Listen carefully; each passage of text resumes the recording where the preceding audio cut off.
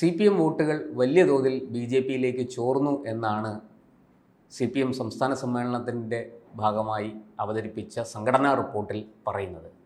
ഇത് ഒരു വലിയ ചർച്ചയായിരിക്കുകയാണ് പാർട്ടിക്കുള്ളിൽ. അങ്ങേക്ക് എന്ത് തോന്നുന്നു? അല്ല, അത് വോട്ടുകൾ ചോർന്നു നമുക്ക് അറിയാവുന്നതല്ലേ. പ്രത്യേകിച്ച് ആലപ്പുഴയിലൊക്കെ ചോർന്നിട്ടുണ്ട്, തൃശ്ശൂർ ചോർന്നിട്ടുണ്ട്. എടുത്തു പറയുന്നുണ്ട് തെക്കൻ ജില്ലകൾ.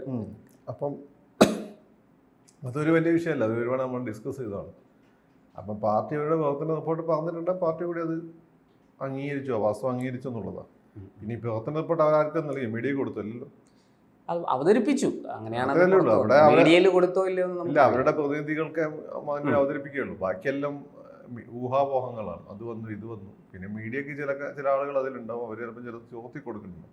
നമുക്ക് ഈ ഊഹാപോഹങ്ങൾക്ക് പുറത്തുള്ള ചർച്ചയെ പറ്റുള്ളൂ. കാരണം വെച്ചാൽ ഇത് ഇപ്പം കോൺഗ്രസ് പോലും നമുക്ക് ചോർന്ന് കിട്ടുന്ന വിവരങ്ങളെന്ന് വെച്ചാൽ ഒതന്റിക് വിവരങ്ങളല്ല. നമ്മൾ ആദ്യം മനസ്സിലാക്കേണ്ടത്, നമ്മൾ ഈ ചർച്ച ചെയ്യുന്ന എല്ലാ ഊഹാപോഹങ്ങളാണ്. സത്യമായിരിക്കാം, പക്ഷെ അവർ ഒഫീഷ്യലായിട്ട് ഡിക്ലെയർ ചെയ്യുന്ന ഊഹാപോഹങ്ങൾ. അതിനെ ബേസ് ചെയ്തുകൊണ്ടാണ് നമ്മൾ ഈ ചർച്ചകൾ എടുത്തത്.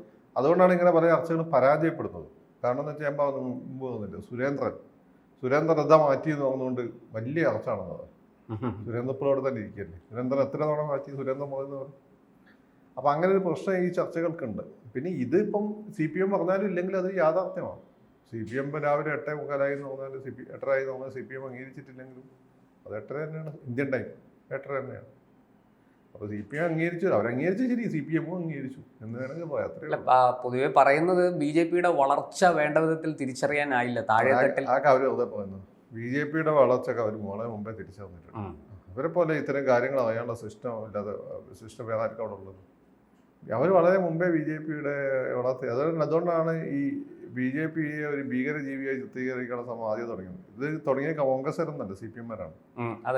അത് പിന്നെ ആണ് അത് നിങ്ങൾക്ക് ഏറ്റവും വലിയ ആയുധം മനസ്സിലാക്കിയപ്പോൾ ഇസ്ലാമിസ്റ്റുകൾ അത് ഏറ്റെടുത്തത്. അപ്പോൾ അവരാണ് ഏറ്റവും കൂടുതൽ പറയുന്നത്.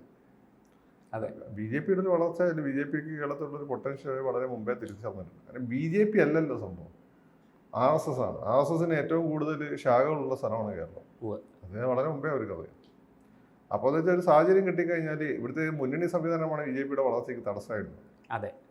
ആ മുന്നണി സംവിധാനം തകർന്നു കഴിഞ്ഞാൽ സ്വാഭാവികമായിട്ടും BJP വളരെ അവർക്കറിയാം. മുന്നണി സംവിധാനം ഇപ്പോൾ തകർന്നു, UDF ഏതാണ്ട് തകർന്നിരിക്കുകയാണ്.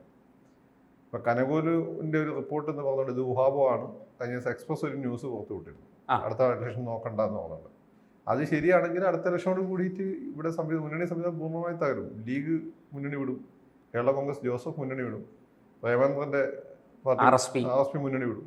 അതായത് കോൺഗ്രസ് മാത്രമേ, കോൺഗ്രസ് നല്ല ചങ്ക് നേതാക്കന്മാർ BJPയിലേക്ക് പോകും. BJP ഇങ്ങനെ വലയം പിരിച്ച് കാത്തിക്കുകയാണ്. അപ്പം അങ്ങനെ ഒരു പ്രോബ്ലം അവിടെ കിടക്കുന്നുണ്ട്.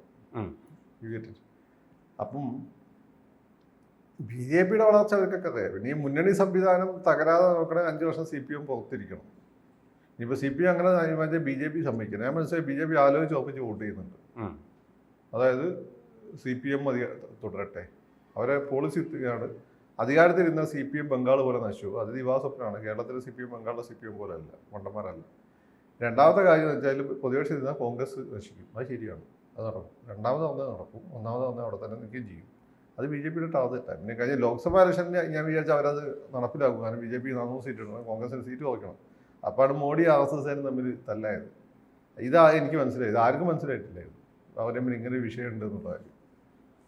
അത് എലക്ഷൻ കഴിഞ്ഞപ്പോൾ എനിക്ക് തോന്നി. കാരണം എനിക്ക് RSSൻ്റെ എല്ലാ സർക്കിളുകളൊന്നും എനിക്ക് കിട്ടിയ വിവരം നമുക്ക് എൻ്റെ സുഹൃത്തുക്കളുണ്ടാവും. നമുക്ക് എന്തുകൊണ്ടോ സുഹൃത്തുക്കൾ അധികം ഹിന്ദുസാണ്.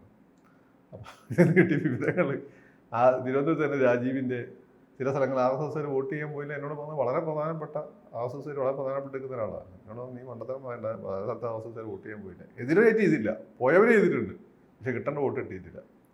പ്രത്യേകിച്ചും തിരുവനന്തപുരം എന്നാൽ എന്നോട് പറഞ്ഞു സുരേഷ് ഗോപി ജയിക്കുന്നു പറഞ്ഞു. ബാക്കി എന്നോട് പറഞ്ഞു CPM-ന് 1-2 സീറ്റ് കിട്ടിയാലായി. പക്ഷെ ഞാനപ്പോൾ വിജയിക്കുന്നത് എന്താ അറിയോ, എനിക്കിത് ഇൻഡിക്കേറ്റർ തന്നതാണ്. ഞാൻ പറഞ്ഞാൽ CPM-ന് 12 സീറ്റ് വരെ കിട്ടുന്നതല്ലേ. നമ്മൾ വിചാരിക്കുന്നതൊക്കെ അല്ലേ. കാരണം എന്ന് വെച്ചാൽ ഈ പറയുന്നതിന് മാതിരി അവിടെ മുന്നണി സംവിധാന പ്രശ്നത്തിൽ ഇവിടെ ശക്തമായ മുന്നണിയാണ്. അവിടെ പ്രധാനപ്പെട്ട മുസ്ലിം സമസ്ത വിഭാഗത്തെയും മാണി കോൺഗ്രസിനൊക്കെ ഇങ്ങോട്ട് കൊണ്ടുവന്നു. പിന്നെ RSSനെ സംബന്ധിച്ചിടത്തോളം കോൺഗ്രസിനെ ഇല്ലാതാക്കലാണ് ഉദ്ദേശം. അപ്പം അതിൻ്റെ അടുക്ക് RSS മോഡിയും തമ്മിൽ ഇങ്ങനെ ഫൈറ്റ് എടുക്കും നമ്മൾ അറിഞ്ഞിരുന്നു. അതാണ് അവിടെ വന്ന് നമുക്ക് തെറ്റിപ്പോയത്. അപ്പം പൊളിറ്റിക്സ് നമ്മളത് അറിയും ഇങ്ങനെ നടക്കും. പക്ഷേ എനിക്ക് ആ ഇൻഡിക്കേറ്റർ കിട്ടിയാണ്. പക്ഷേ അവർക്കത് ആ രീതി പറയാനും പറ്റില്ല, ഞാൻ ആ രീതി മനസ്സിലാക്കുകയും ചെയ്തില്ല. കാരണം നമ്മളങ്ങനെ ഇങ്ങനെ ഒരു ഫൈറ്റ് ഇവർ തമ്മിലുണ്ടാവും. പഴയ പ്രചാരകരണം ഈ വരികൾക്കിടയിൽ വായിക്കാൻ മനസ്സിലായിട്ടില്ല. ഇപ്പം എനിക്കറിയാം, ഇപ്പം അതെനിക്ക് മനസ്സിലായി. അപ്പോൾ അതൊരു യാഥാർത്ഥ്യമാണ്. അതിലിപ്പം പിന്നെ CPM പണ്ടേ അറിയാം. അതിനനുസരിച്ചിട്ട് ഇപ്പോൾ CPM അങ്ങനെയാണെങ്കിൽ അടുത്ത ഇലക്ഷൻ തോറ്റെടുത്താൽ മതി. നമ്മുടെ BJP വളരില്ല. കുറച്ചുകൂടി BJP കോൺഗ്രസ് കുറച്ചുകൂടി ആയുസ് നീട്ടി കിട്ടും. തോറ്റുകൊടുക്കും ഇല്ലല്ലോ, എനിക്ക് തോന്നുന്നില്ല. തോറ്റുകൊടുക്കില്ല അത് തന്നെ. CPM തോറ്റുകൊടുക്കണം വിചാരിച്ചാൽ അടുത്ത ഇലക്ഷൻ തോന്നും. എന്നാലും ചിലപ്പോൾ RSS വോട്ട് ചെയ്ത് ജയിപ്പിക്കും. അതാണ് ഇപ്പോഴത്തെ അവസ്ഥ. മാമച്ച അതിനെ ഞാൻ ജയിപ്പിക്കുമെന്ന് തോന്നുന്നില്ല ജോസ് മറ്റേ സിനിമയിൽ. അതാണ് ഇപ്പോഴത്തെ അവസ്ഥ. ആ CPM സ്നേഹം ഉണ്ടായിട്ടൊന്നല്ല. CPM ദേശീയ തലത്തിൽ RSS ഭീഷണിയല്ലല്ലോ. അതെ, ദേശീയ തലത്തിൽ ഭീഷണി കോൺഗ്രസ്സാണ്. അതെ, കോൺഗ്രസ്സാണ് ഇപ്പോൾ വെറും ന്യൂനപക്ഷങ്ങൾ മാത്രമേ പാർട്ടിയിലുള്ള രീതിയിലാണ് മോഡിയോടുള്ള ദേഷ്യം കൊണ്ട് ബിഹേവ് ചെയ്യുന്നത്. അങ്ങനെ ആയിരുന്നില്ല കോൺഗ്രസ്. മോഡി അധികാരത്തിൽ വന്നുകൊണ്ട് കോൺഗ്രസ് ഒരു ന്യൂനപക്ഷ പാർട്ടിയായി മാറിയിട്ടുണ്ട്. ലീഗിനെ കണ്ട് വലിയ കോൺഗ്രസ് സ്വയം അങ്ങനെ ഒരു കുപ്പായം എടുത്താണ്. അതെന്ത് മണ്ടത്തരം എന്ന് പറയും. കോൺഗ്രസ് അങ്ങനെ ആയിരുന്നില്ലല്ലോ. അതെ, മോഡിയോടുള്ള ദേഷ്യം കൊണ്ട് കോൺഗ്രസ് മൊത്തം കോൺഗ്രസ് അല്ലാതായി മാറുന്നു. ഒരു ബഹുസ്വരത ഉണ്ടായിരുന്നു കോൺഗ്രസിന്. അതിനെ ബഹുസ്വരത അതല്ല, കോൺഗ്രസ് ഒരു സോഫ്റ്റ് ഹിന്ദുത്വ പാർട്ടിയാണ്. അതെ, ഒരു റൈറ്റ് വിങ് ഹിന്ദുത്വ പാർട്ടിയാണ്. ഉത്തരേന്ത്യയിൽ പറഞ്ഞാൽ മനസ്സിലായി. കേരളത്തിൽ നോക്കണ്ട. ഉത്തരേന്ത്യ കോൺഗ്രസ് ഹിന്ദുത്വ പാർട്ടിയായിരുന്നു. CPM എന്താ ഹിന്ദുത്വ പാർട്ടിയാണ്, ഹിന്ദു പാർട്ടിയാണ്.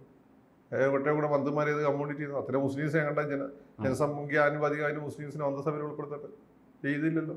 അപ്പം അതൊക്കെ വിട്. ഹിന്ദു പാർട്ടിയായിരുന്നു ബേസിക്കലി. ഇതൊരു ഹിന്ദുത്വ പാർട്ടിയായിരുന്നു. കോൺഗ്രസ് ഒരു സോഫ്റ്റ് ഹിന്ദുത്വ പാർട്ടിയായിരുന്നു. ആട് ഹിന്ദുത്വ പാർട്ടിയായിട്ട് RSS ഉണ്ട്, BJP ഉണ്ട്. ഇപ്പം BJP ഒരു സോഫ്റ്റ് ഹിന്ദുത്വ പാർട്ടിയായി മാറിക്കൊണ്ടിരിക്കുകയാണ്.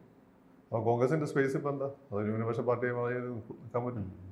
അല്ലെങ്കിൽ ഈ സോഫ്റ്റ് ഹിന്ദുത്വ സ്പേസിന് വേണ്ടി BJP കുറഞ്ഞു വരികയാണ്.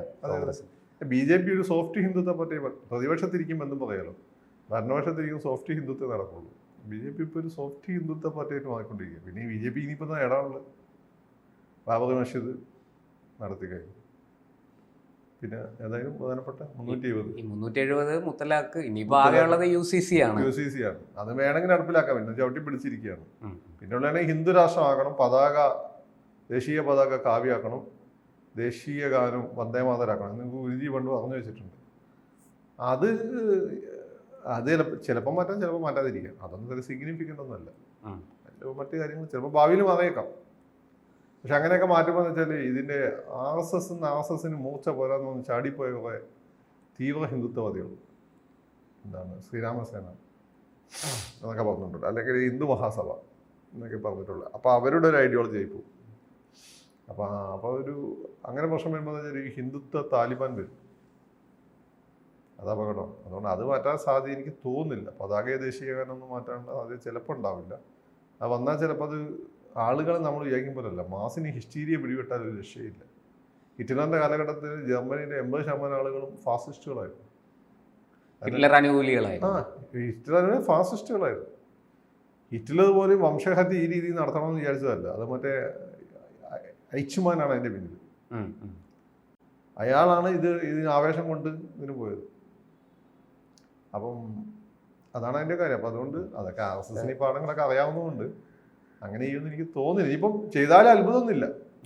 നമുക്ക് CPM സംസ്ഥാന സമ്മേളനത്തിലേക്ക് മടങ്ങി വരാം. അതിനകത്ത് മറ്റൊരു പ്രധാന പ്രശ്നം ചൂണ്ടിക്കാണിക്കുന്നത് ഈ സഹകരണ രംഗത്തെ അഴിമതിയും കെടുകാര്യസ്ഥതയും ഒക്കെയാണ്. അതൊരു വലിയ വിഷയമായിട്ട് തന്നെ സമ്മേളനം എടുത്തിട്ടുണ്ടെന്നാണ് മനസ്സിലാകുന്നത്. അതൊരു സീരിയസ് വിഷയമാണ്. അത് ഈ പറഞ്ഞ CPM നിൽക്കുന്ന ഒരു പ്രധാനപ്പെട്ട കാരണം സഹകരണ സംഘങ്ങളാണ്. പാർട്ടി രക്തസാക്ഷികൾക്കും പാർട്ടി അനുഭാവികളുടെ കുടുംബത്തിനൊക്കെ അവിടെ ജോലി കൊടുക്കും. അങ്ങനെയാണ് ഇത് എല്ലാം ജോലി വേണമല്ലോ. അതെ അതെ, കോൺഗ്രസ് നടക്കാതെ പോകുന്ന CPM നടക്കുന്നതാണ്. അവരുടെ ആവശ്യങ്ങൾക്ക് ക്രെഡിബിലിറ്റി ഉണ്ട്. അപ്പൊ ഇതിനെ ഒരു ദേശീയ തലത്തിൽ ഏജൻസി കൊണ്ടുവന്നിട്ട് അതിന്റെ അണ്ടറിലാക്കാൻ ഉദ്ദേശം മോഡിക്കുണ്ട്. മോഡി അത് നടപ്പിലാക്കണം. അതിന് ഒറ്റയ്ക്ക് ഭൂരിപക്ഷം ഇല്ലാത്തതുകൊണ്ടാണ് നടപ്പിലാക്കുന്നത്. എനിക്ക് നിയമമൊക്കെ റെഡിയായിരിക്കുകയാണെന്ന് ഞാൻ മനസ്സിലാക്കി. ഞാൻ വെറുതെ പറഞ്ഞു സഹകരണ മന്ത്രാലയം രൂപീകരിച്ചല്ലോ. മന്ത്രാലയം രൂപീകരിച്ച് ഒരു മൊത്തം നിയമനിർമ്മാണം വരാൻ പോകുന്നുണ്ട്. എല്ലാം കഴിഞ്ഞിരിക്കുക. ഇത് ഞാൻ ഫ്ലൂക്കിന് പറയുന്നതല്ല, BJPയുടെ പ്രധാനപ്പെട്ട സോഴ്സാണ്. അതെ, അമിത്ഷായുടെ കയ്യിലായിരിക്കും. അമിത്ഷായുടെ കയ്യിലാണ് കിടക്കുന്നത്. പിന്നെ എനിക്കൊന്നിപ്പോൾ ഒറ്റയ്ക്ക് ഭൂരിപക്ഷം ഇല്ലാത്തതുകൊണ്ടാണ് നടപ്പിലാക്കാത്തത്. അപ്പോൾ ആ ഘട്ടത്തിൽ അതൊരു ഭീഷണിയാണ്. അത് CPM ഉൾക്കൊള്ളില്ല. അതിന്റെ പ്രധാന ലക്ഷ്യം ഈ ബംഗാളും കേരളവും ആണ് അതിന്റെ ടാർഗറ്റ്. ഗുജറാത്തുണ്ട്. ഗുജറാത്ത് സഹകരണ സംഘം വളരെ സ്ട്രോങ് ആണ്. അമിത്ഷാന്റെ കയ്യിലാണ്. ഇവിടെ പക്ഷേ കയ്യിലല്ല എന്നുള്ളത്.